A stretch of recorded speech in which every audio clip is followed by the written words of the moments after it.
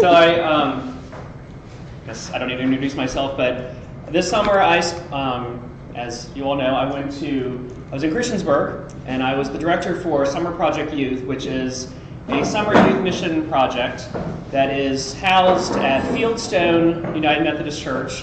Fieldstone United Methodist Church is a newer church. The building itself used to be a Heiligmeier furniture store. So if you were in the Blacksburg area at any point prior to about 2000, the Heiligmeier store on 460 is now the church.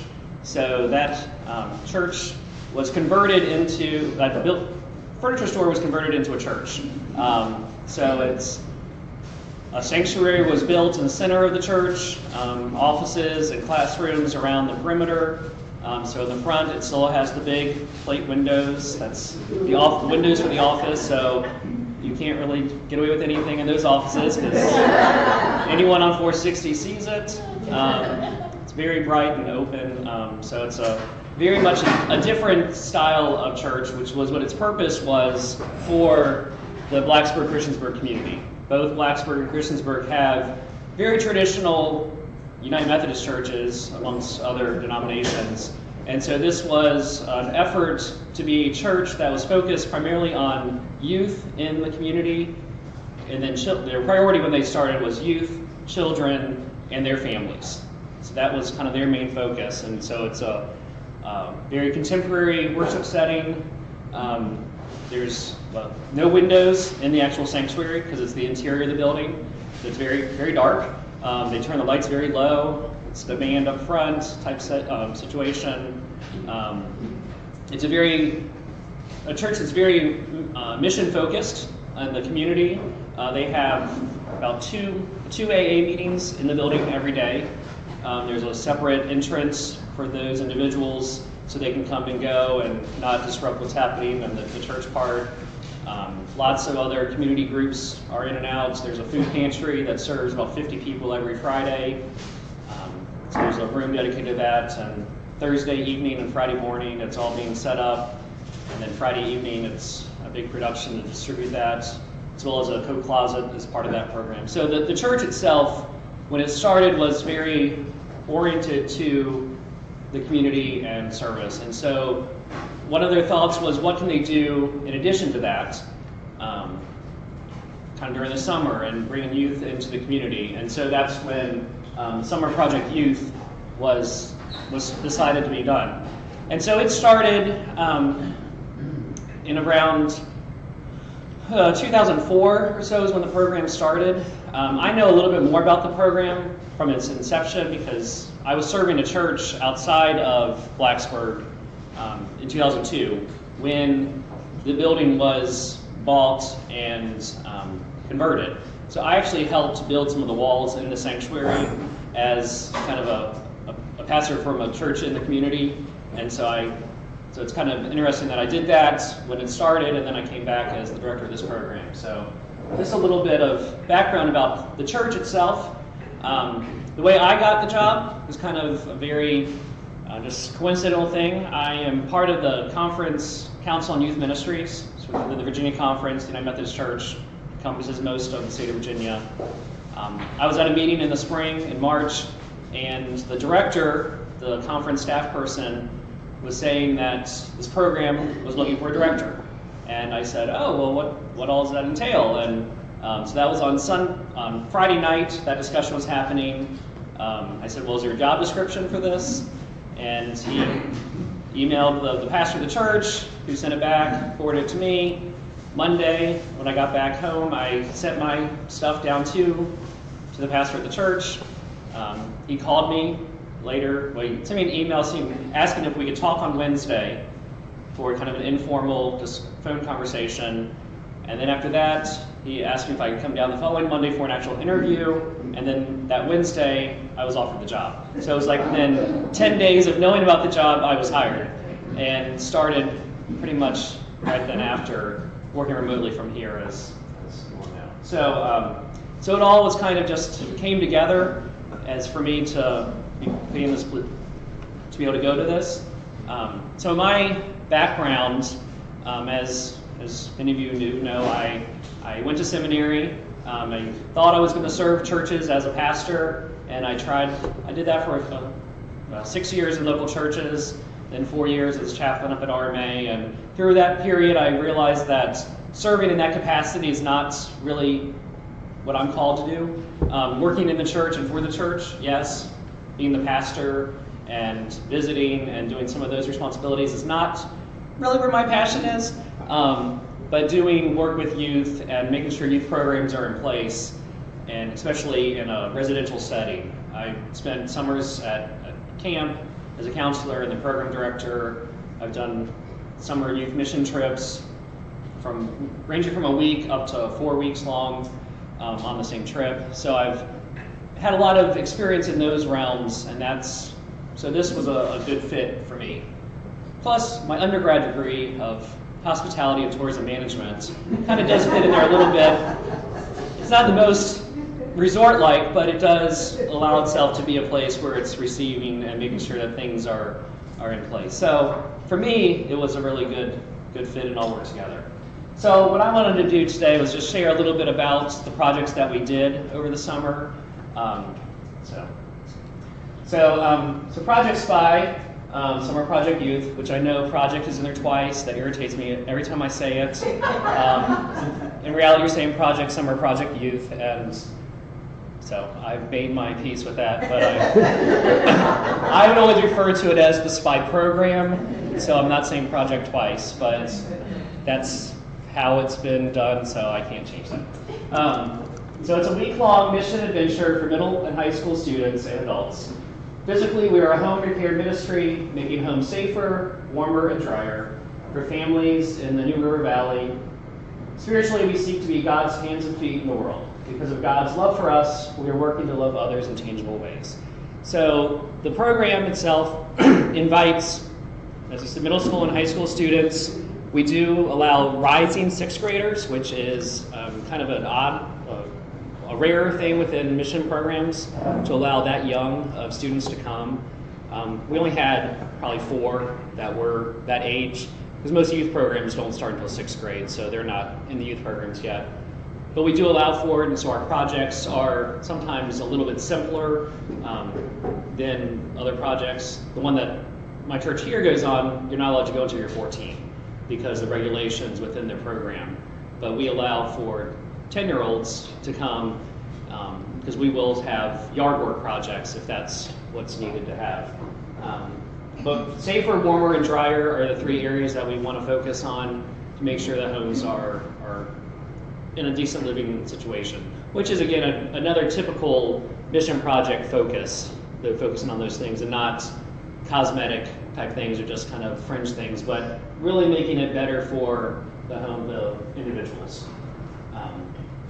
And of course, we're based out of a church, so the spiritual component is there.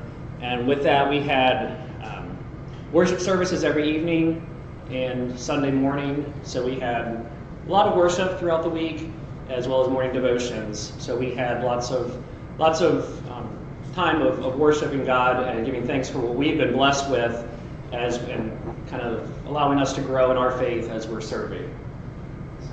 So SPY by the numbers. We had 5 weeks of groups. The program actually was for 6 weeks. 1 week we didn't have anybody, so it ended up being a 5-week program. It was the 4th of July week that we didn't have any groups, so it gave us a time to kind of regroup. We had a group the first week before that, and then we could think about, okay, well, what did we do wrong? What do we need to fix? What do we need to do to get ready for the next group that had 90 people coming? So that week was very thankful. We had about 309 participants come over the course of those 5 weeks. Groups ranged from, the last week we had a group of 6 or 7, and 1 week we had 97. So it was very large variety of numbers that came each week, but we did the same program regardless of the number of people. We worked on about 35 houses throughout the week with those 309 campers or groups. Most of the houses were 1-week projects. There were a few that did carry over took multiple weeks to make the project complete. And this is done with 8 staff members. So I had 6 college interns that were working with me, and then the cook that is a member of the church at Fieldstone Church. And so she's been in the church, but knows kind of more around what's going on, and has been the cook for several years. And so she was more like the motherly figure. Her children are a little bit younger than me, so it was even a mother for me also. But then I had six college students. 3 of them were boys from Virginia Tech, so we're very familiar with the area, and that's where they go to school. 1 girl was from the church, but goes to school at VCU. One that goes to Old Dominion, Virginia Wesleyan, Christopher Newport. But they all had ties, some out to the area or to me. 2 of them were people that I knew from, well, one, their grandparents go to church here with me, and one used to go to church here but has moved away, and so all had connections in some way. But this pretty small staff working with this many people. Of course, the youth come with their leaders, so the leaders are hopefully taking responsibility for their youth when we're not able to do everything. So that's why we can get away with a smaller staff. So the groups came primarily from Virginia, Maryland, North Carolina, and Ohio. Of course, you can see from all over Virginia, Winchester, Leesburg, Woodbridge, Richmond, Virginia Beach, Manassas, Haymarket, Farmville, Vienna, and then the local church, the host church, came for a week to Christiansburg. We had a group from Maryland come, 3 groups from North Carolina, and a group from Ohio. So it is kind of a range of people come. The group from Maryland actually brings like 30 people, and one of the groups from North Carolina was around 30 people also. So it's one of those things that somebody knows about it and was the person on staff at the church was friends with the pastor at this church, or somehow there's a connection made, and so these groups have made it a real point to come. The Leesburg Church, so Leesburg United Methodist Church, brings 65 people to this program, youth and adults, and it was about probably 50 youth and then 15 chaperones or so. So it's a very large youth program at that church, and so they almost take up a whole week on their own. And it's their culminating event for their year is to come to SPI, and they've been coming for about 13 years.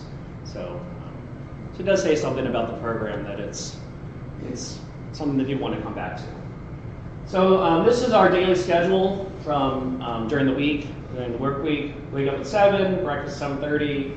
All the groups have chores around the building to clean, the bathrooms, the hallways, the tables, and just tidying up things before they leave for the morning. Morning devotion, and then they leave for the work sites at 8:45. They eat lunch on the site that they packed before they left. Return to church around 4, dinner at 6. We have an evening activity every night, and worship, and they have youth group time, free time, and lights out. So it's a pretty full day, not a whole lot of time for relaxing. In the evaluations, one of the things that people always said was, we need more free time. Well, what are we going to take out to give you free time? I mean, it is a mission trip. You have to do the mission. It's part of a church thing, so we have to have worship. And the evening activity, different nights, it was different things. So we had a Minute to Win It game night. We did a scavenger hunt one night.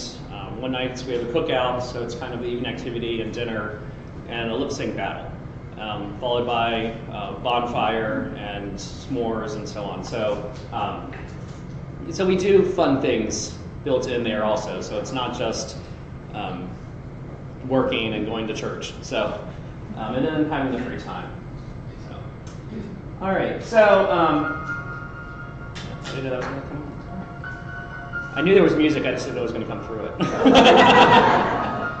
So, HDMI, all right. So I was just going to talk about some of the different activities that we did.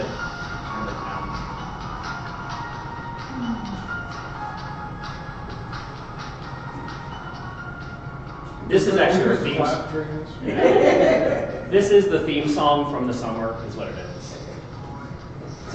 So on Sunday, the groups came on Saturday night at 6 o'clock. That's when they arrived, and we immediately started doing some group building and getting to know you type activities. And then Sunday, after church, we spent Sunday afternoon doing more group building. Because in some cases, the youth that came don't necessarily know each other that well. And so some groups asked for us to do these activities. So we go out to a park on the edge of the New River and do some group building games and have some time to kind of relax in the water and so on. So just going to go stroll through a few pictures of different activities. Just some group building stuff. This is crossing the river without losing your backpack, trash bag. There's a human knot. We did a lapsid type thing. What else? We did this is just a game mix, fruit basket type game where you name game and learning personalities. So it's just an opportunity to just for them to get to know each other and learn personalities, give a staff a chance to see how people work together, who takes the lead, and so when they're on the work site, how they can just who they need to point and direct and encourage more than others.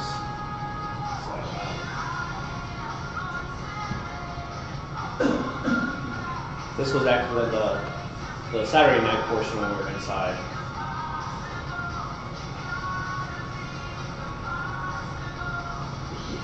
That was everybody links arms and squats and had to stand up together.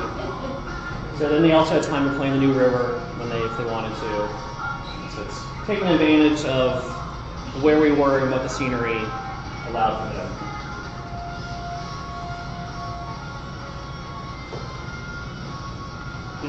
Kickball.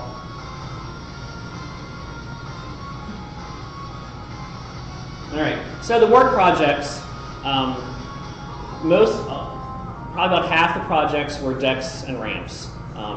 Getting access in and out of the homes is probably the biggest need that people have. Many of the homes that we worked on were trailers or mobile homes, and so getting access into them is where some of the greatest needs are. In some cases, there weren't access to some of the doors. Some they had stairs, but the residents were moving to need for handicap accessibility, and so building ramps in its place. And so it took a lot of engineering in some cases. Especially these pictures are from the first week where we found out we were doing a few things wrong. And so we had to use that second week to relearn what we were doing. We got to know the building inspector for Christiansburg, which was very helpful. It's good to know the building inspector and knowing the proper things that needed to be done. Because we were told that if we were replacing something, we didn't necessarily need all the permits. That's not true. If you start building a new hole, you need a permit. And so we found that out after this first week when they had replaced something and ended up hitting an electrical wire, which then caused a chain reaction of lots of people being involved.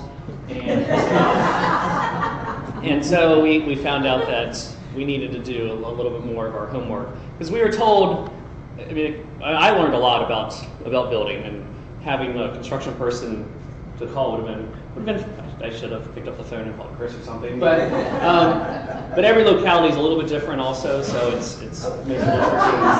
Electrical. We're not for that. And the other tricky thing, we were working within 5 different localities in our area, or at least 5. And so the town of Blacksburg would have been like the hardest to work with versus Christiansburg, and then Montgomery County, the city of Radford, Pulaski County, Floyd County. There's the further you get away from Blacksburg, the less restriction there is, and so it all depended on where we were working as to what we were doing. But we learned a lot, got to know people that we needed to know, and unfortunately, about 3 weeks after the summer was over, the building inspector from Christiansburg had a heart attack and died. And so that relationship that we built, it's now gone, but we were so grateful that he was able to help us during that time. So as you see in these pictures, we try to have the youth do as much of the work as possible with the guidance of their adult chaperones and then the staff that's there.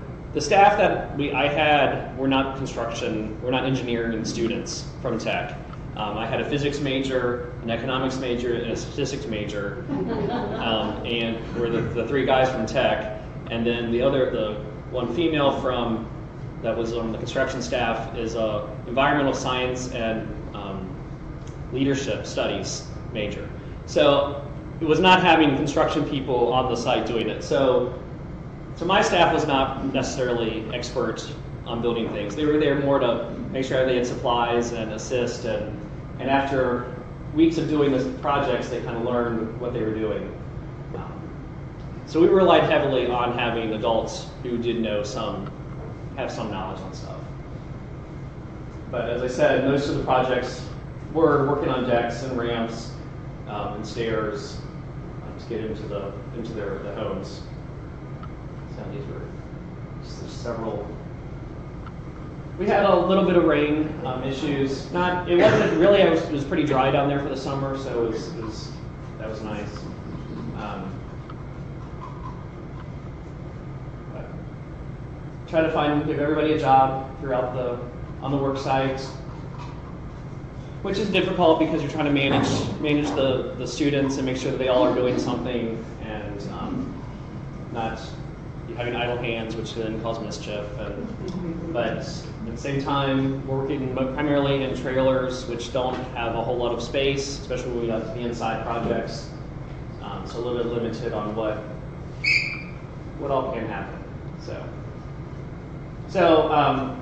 should be pushing up these decks and pictures.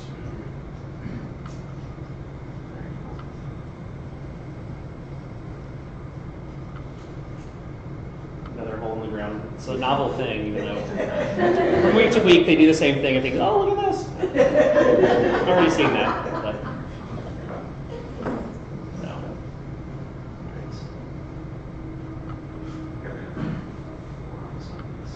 Chad, Yes. why do you call it SPY? It's for summer project youth. Oh, okay. No. Yeah, so it has nothing to do with being a spy. That would make sense with the head in the ground. Yeah. We went to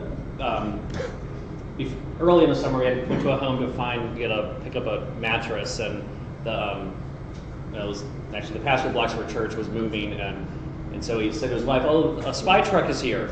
She's like, "What?" And it was it's not the CIA or something. But, so flooring and interior work was another kind of about a quarter of our projects involved flooring, which is can be pretty tricky in these trailers again because you don't know what you're going to find until you pull up the floorboard. With a deck, you do have at least you can look at it from the outside and know what you're going to do. It's pretty set structure.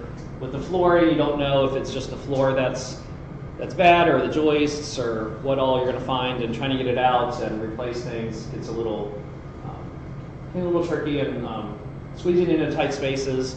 This is definitely where we had lots of people sometimes that didn't have anything to do because it was in a tight space, like working in a closet in a trailer, which is not big.